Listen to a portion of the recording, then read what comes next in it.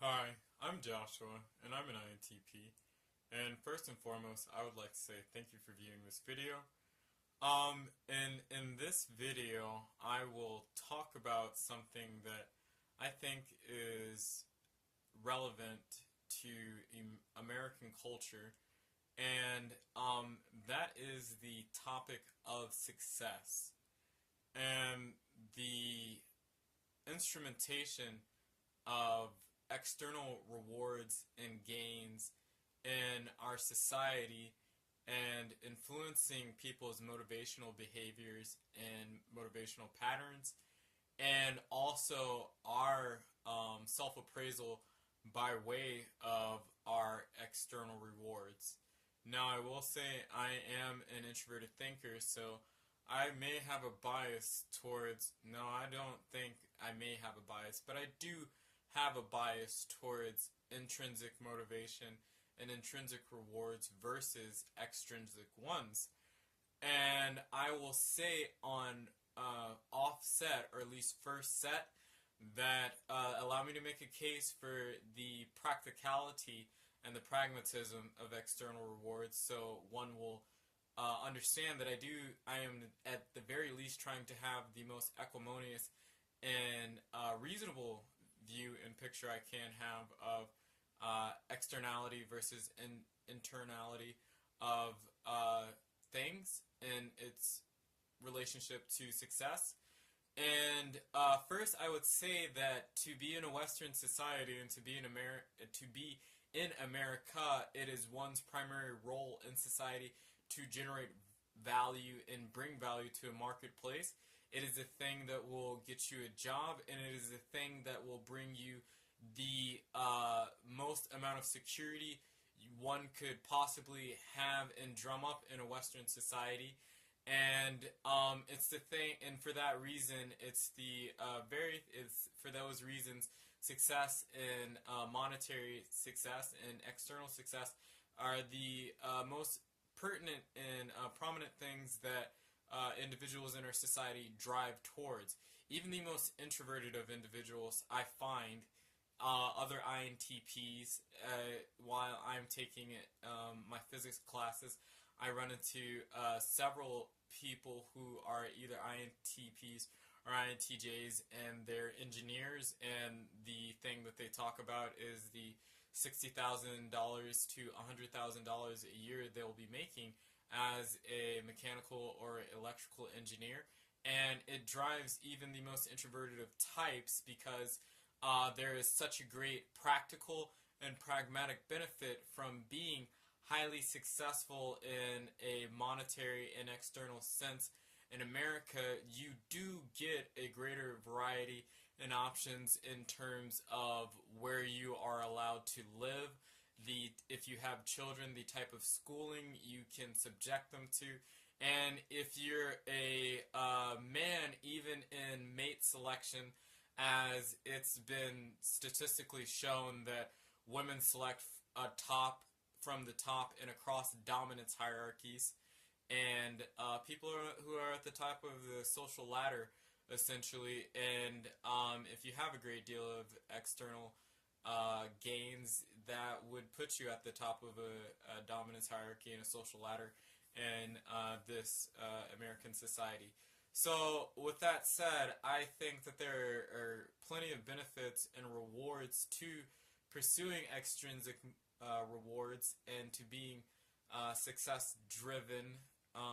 If that's what you are, then I'm not going to say that you're necessarily wrong, or that it doesn't have any practical benefit to it. I think that necessarily, if you're going to be an American, you should be able to generate value and bring it to a marketplace. No matter where you come from, that should be your primary goal. And no matter what your own personal goals are, that, if you're going to be a part of society, should be a facet. And that's something I consider as somebody who is very individualistic. How will I play a part in the larger and grander scheme of things? And that will be by way of generating value to other people into the community and to society. Now, where I depart from this is that external motivation, at least as it's been shown, at least according to self-determination theory, is not the means in which you motivate most people, and it's not what people rely on to have purpose and meaning.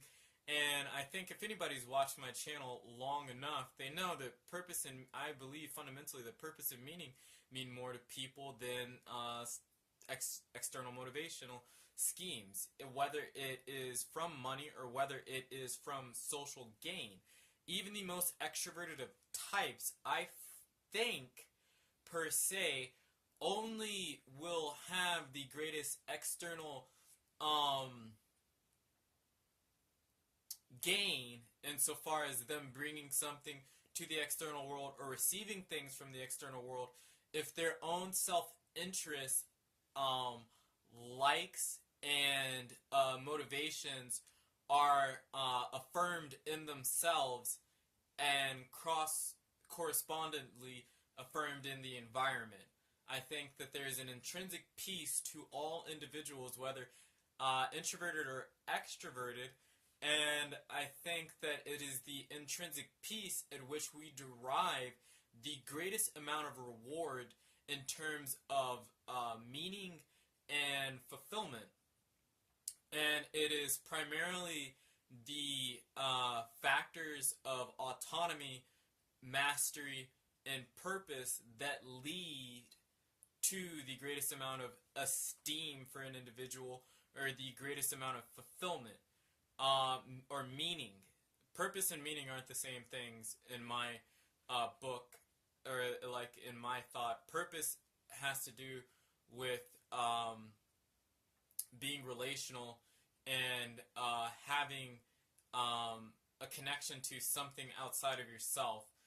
That is something that helps derive meaning and fulfillment, but it is purpose and meaning and fulfillment aren't synonymous. Meaning and fulfillment seem to be things that are extant and greater than happiness, because you don't need to be happy necessarily to be joyous, or you don't need to feel good about a situation necessarily to think it's meaningful or it will lead to your overall fulfillment.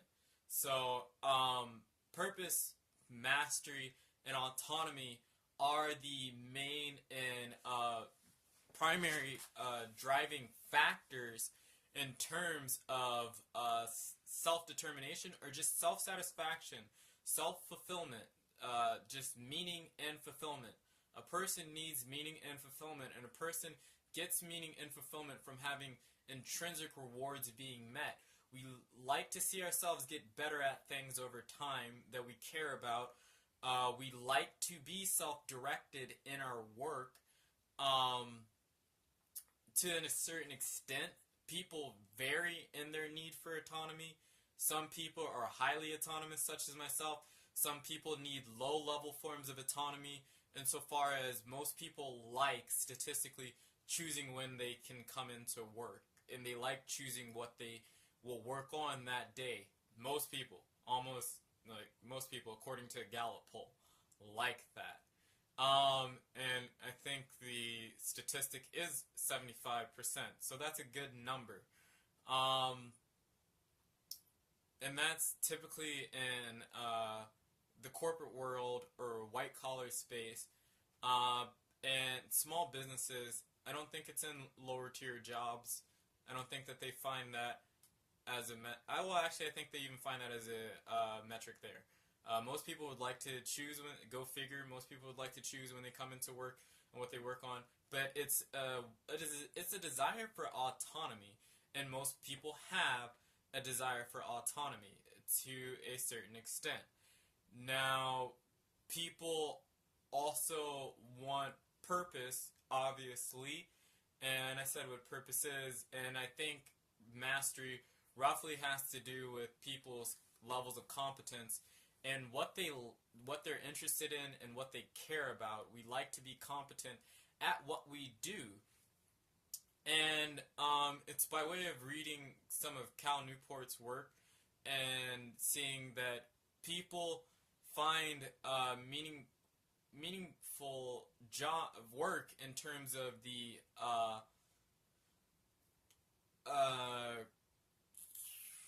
career capital it gives them. So they find traits at which they like. So for me, a career capital goal would be to find a job where I had the greatest amount of autonomy I could have, where I could choose when I came into work, where I could choose what I do, what I focus on, when I focus on it, the means and the ends. I essentially want all control I can have over what it is I'm doing.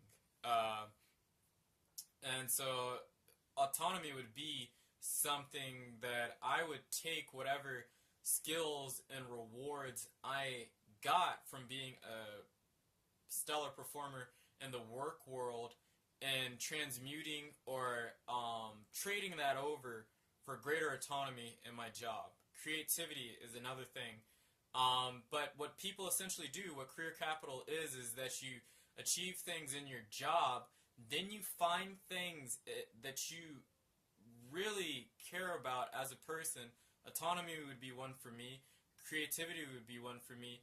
And you find how to use your success to maximize those things that you care about in having a job, and those things will lead to your workplace satisfaction. And that seems to be empirically where the evidence leads to what allows one to find meaningful work. So even in there, the external things are better used and moved towards the intrinsic ones that an individual holds. So individuality is, though it's so over talked, and it's complete narcissism, arrogance, and egocentrism in many parts of American culture, should not be lost because so many people are ignorant and bastardize it in terms of its importance.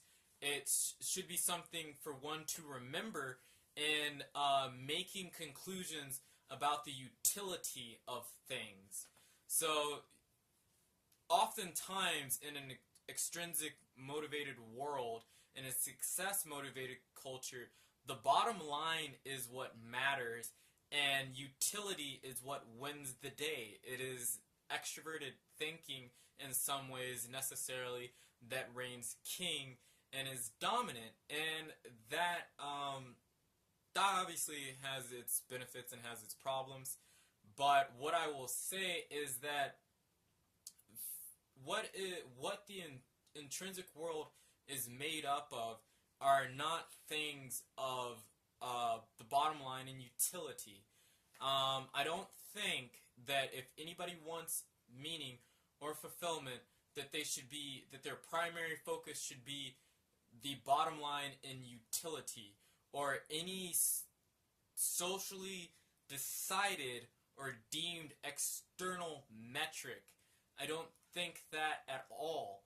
And I think that even if something doesn't prove fruitful to the community per se, you have the right and the license to ponder, go, and pursue that in your private life, so long as it doesn't infringe upon the rights of others and doesn't get in the way of your social obligations and the things that are necessary for you to be a part of that society. It's when I hear, even from other INTPs, that certain issues aren't even fruitful to think about because they are controversial, they're socially sensitive, or they just bring trouble, or there's not a good definition for it, or even the experts don't understand it, so therefore you shouldn't think about it, it's fruitless. I hate hearing that, because as an INTP, you are a thinker fundamentally. You thought your way to that conclusion, but what was arrested in your thoughts were the sociality and the permutations of social culture that you have been inundated in, and the dogmatization that your field has done to you, in terms of your profession or your field of study, and the so many different elements, and you can present what you think is a rational case, but are you trying to understand something versus judging something? I seek to understand first, and I judge secondarily. I think as a thinker, your job is to think about things. It's not necessarily to judge them on first basis. I think, or at least without a serious amount of deliberation, if you find that logically and rationally that it doesn't make sense to think about something, then I can say fine. But if the reason for not thinking about something comes down to civility, sociality, and ignorance, those aren't good reasons not to think. Those aren't good reasons not to think about something. I don't think. Not if you're concerned with the truth. There's been too many times to demonstrate in history where our ignorance needed to be confronted, and that it was an INTP or a thinker, an NT type, that needed to confront what we were ignorant about for us to know more about it. If there wasn't something sufficient, it was our place, and something that we did in history in the wake of the sufficiency of whatever definition or system of knowledge, to invent and create it, because that's what we do as the intuitive thinkers, and sometimes as the intuitive feelers. We invent and we create the thoughts and the logic structures and the knowledge structures that exist, and we help to tweak, tune, and build up the definitions, the concepts, and the ideas. That is primarily the role of the INTP and the ENTP. So for me, I find it completely, I can't understand it fundamentally to say that because something is not socially okay and something is not well understood at this point, then that there is no point to think about it. I think the things that we don't understand are the things that should be thought about the most, per se. Why is it necessary to think about the things that we already know and understand as much as we think about the things that we don't know? Because the things that we already know and understand are already forms of procedural knowledge. And yes, it's important to revisit those thoughts and revise them. I'm not saying that it's never important to think about what you already know, question it, and at times revise it, but it's thinking about what we already know in light of our ignorance, or in light of new knowledge that is born to us or made bare to us by way of thinking about what we don't know already. Or thinking about what is inefficient, not good enough, or what we're ignorant about. That's the whole point of thinking, is to get to a place of understanding where you once didn't actually stand or understand before. It's like, I don't understand it. I just don't get it. It's laziness or cowardliness to me, to some extent, and I feel I can only say feel. I can't say think, because I don't know the internal space of those INTPs or those other NTs who make claims like that. But for an INTP, I think, well, and I feel to some extent, they're being arrested by their extroverted feeling, and they're being arrested by their extroverted feeling and their shadow ESFJ in them, and they're being led to be conservative and pleasing in their thoughts, and only dealing with what they already know and what's socially acceptable, rather than being the thinkers and the innovators that they should. And what they will do is take something, a thought that is clearly a well, maybe to me, because I analyze almost everything, they will present a thought that is a judgment. It is not something that is by way of understanding or reasoning out. It's reasoning out and understanding come by way, at least from my perspective, come by way of dealing what you know, what others know, what you don't know, and what others don't know. It is to take the ignorance into account, to necessarily take the ignorance into account on your part and the external party's parts, and synthesize this all and come to the most acrimonious and best approximate conclusion you can come to at the time.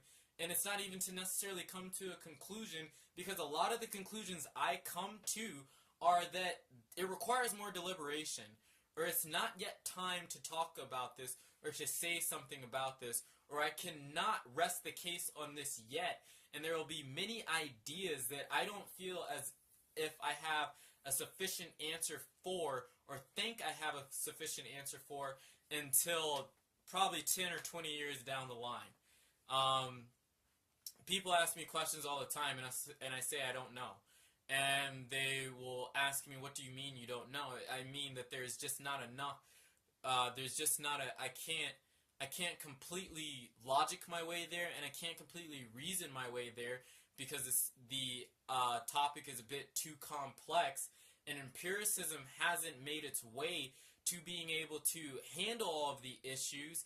And specifically, we're talking about scientific ones. Definitions may not be well, and the mathematics isn't understood in light of that issue well enough for us to be able to even come to what I think is a sensible basis for leaping off to into the theoretical realm. And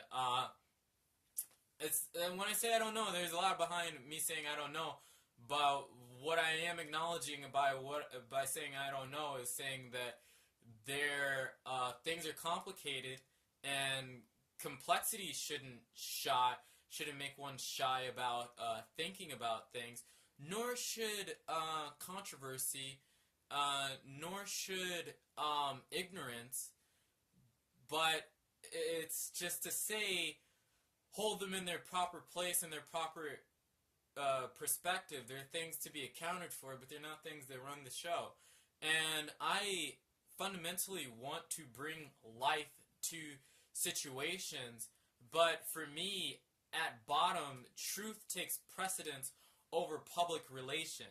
It's not, I think the truth and life have an intersection, but it has been demonstrated too many times in history that what's true isn't always necessarily the most pleasing thing to hear, nor the thing that people on first listen agree with or spontaneously accept, and that ignorance should not be the thing that we run away from, but any great thinker has shown that ignorance is the very thing that one should go towards. And if one is an INTP, I do not understand why one doesn't think that they should think about, that they shouldn't be compelled to think about the things that are controversial, and the things that we are most ignorant about, and the things that are insufficient in how they stand. I think it's the role of NTs to be intellectual innovators. How can you be satisfied with what already exists, given your psychic constitution and your makeup? I sometimes want to pull the individual's card and just ask, like, are you really what you say you are? But it's not my place. But what I will say is this comes by way of the idea of externality dominating everything, and it's always brought up that externality shouldn't dominate oneself, so one should look at the external world and reject it per se, because it's too complicated, and only rely on just terse and fragile pieces of logic and reason. And I say to that, and I can only mention that by way of just personal experience and just having a conversation with this individual who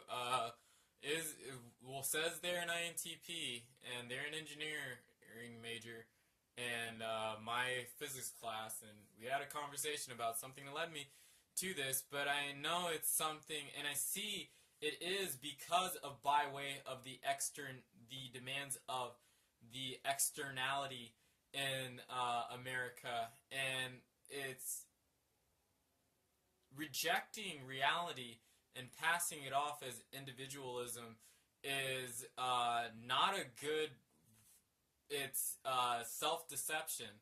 And I used to tell my sister this, that you can lie to other people, but you shouldn't lie to yourself. Not that it's ever good to lie to other people, and I'm not encouraging people to lie, but listen to the wisdom in that idiom, per se. Even, it's a self-invented idiom, but it's an idiom nonetheless. Don't lie to yourself. Just do not. It's what leads, at least Carl Jung postulated and thought is the basis of pathology in a person, and the thing that Freud thought was the basis of pathology in a person, and what most modern psychologists agree to some extent, but they just think the reasons by way of chemicals and whatnot differ. But it's to say this, that no, it may not be, you may not find any external validation for what it is you think about or what it is you pursue, but you should not use the external validity of something to determine whether or not you should go down the road with it, or to think about it and consider it, or to investigate it, or to just explore it. I mean, it's so... I don't like to... Yeah, I'm trying to have the most ethical and academic presentation, but man, it makes me want to say, what the fuck is wrong with culture sometimes? Just because it's not the point of the external world driving you per se. But just because the external world doesn't drive you doesn't mean you don't consider it. It's very much necessary and in your nature fundamentally as a human being to consider the external world, or you will die in some way because you will lie to yourself in some way, or you will not consider the relevant facts, and you will go through a very real physical death by way of doing one or the other. It is to say that there is an interplay between the externality of the world and the intrinsic motivation of the individual, but it is an interplay between the two and not a complete disavowal of one over the other. And it's lost. It's so lost in American culture that if something is not practical, or if it doesn't meet the bottom line, then there is no place for it. It always baffles me, and is such a great paradox to me, that so many businesses are concerned with creativity in the workplace, when creativity is not a bottom line phenomenon. It's not something that can be bottled. It's not something that is mechanistic, but very organic and self-organizing in its way, as are people. It's just to say that the external world and the industrious culture that America rests upon isn't always great for the individual, and we need to separate ourselves from it at times. We need to consider it when it's necessary, and it's our responsibility to do so, but only insofar as our responsibility to one another and to our society should we consider these things, and not let it, and this is, as on my right hand, this is going to completely be introverted thinking, or being, because I'm a dominant introverted, I have a dominant introverted function, but not allow it to direct the individual, and for us not to lose ourselves to it. And it's just to say that intrinsic reward helps us find meaning, and it is the primary basis in which we find meaning and fulfillment. The external rewards and the success of the outward world is necessary for us to be able to pursue our intrinsic goals to some extent, because you need a community to relate to. You need, if you're a thinker like me, you need money to get books and to find the relevant research. You need money to go to school and different things like this. So there's a necessity to it all. But that thing, the external, is a servant fundamentally to the internal, to the intrinsic. I will always have the disposition that it is the necessity of pragmatism, or the utility of things, are in service to the individual. The individual is not in the service of the utility of things or the pragmatic. Human beings are more than rational agents per se, and we're more than purely mechanistic entities. We don't work like that. And the world, we can help it, but even in helping it, it is to benefit ourselves, and there needs to be a necessary synergy or synergistic or symbiotic relationship between the two, rather than one dominating the other entirely or in any way. Even if the polarity is 60-40, there needs to be some divide between the two, and there needs to be some interplay, push and pull between the two, and not just have one run buckshot. And it seems too much in American culture that the external world dominates everything, and it's